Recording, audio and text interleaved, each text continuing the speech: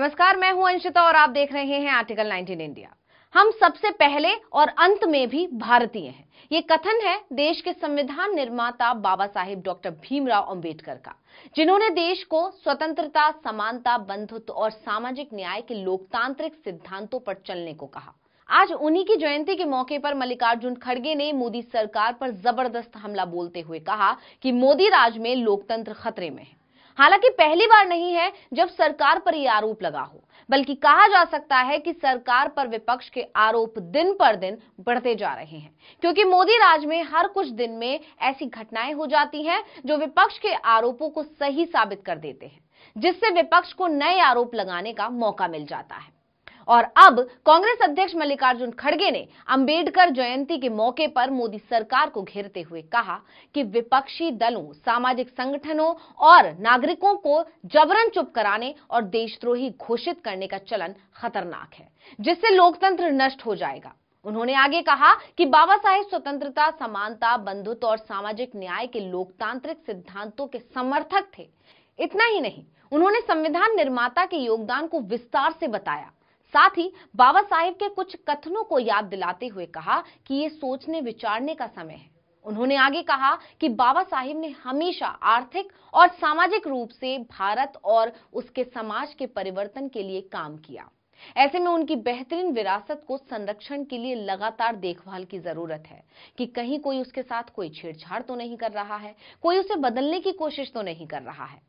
मोदी सरकार पर निशाना साधते हुए खड़गे ने दावा किया कि आज हमारे संवैधानिक लोकतंत्र की नींव रखते हुए हमारे आधुनिक भारत के महान निर्माताओं पंडित नेहरू, सरदार पटेल, मौलाना आजाद और नेताजी सुभाष चंद्र बोस ने जिस चीज की कल्पना की वो गंभीर खतरे में है।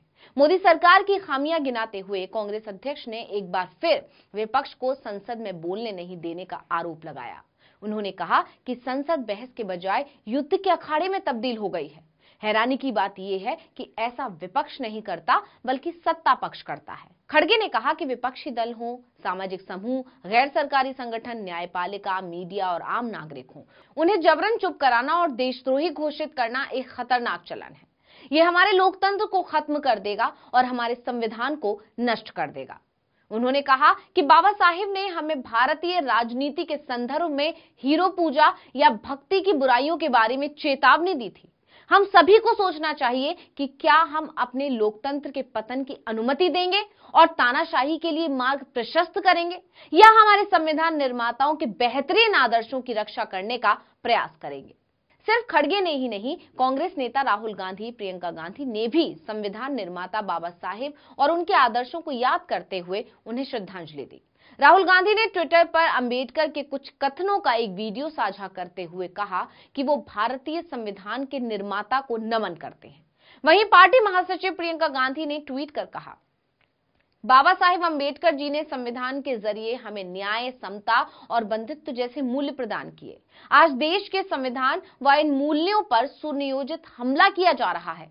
आइए बाबा साहेब की जयंती पर अपने संविधान और बाबा साहेब के विचारों की रक्षा का संकल्प ले। जय भीम।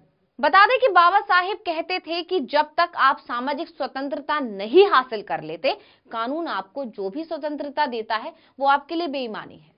लेकिन विपक्ष का आरोप है कि मोदी राज में अभिव्यक्ति की आजादी भी छीनी जा रही है। विपक्ष हो या जनता, सरकार की आलोचना करने वालों की आवाज दबाने की कोशिश की जा रही है। उनके पीछे जांच एजेंसियां लगा दी जाती हैं।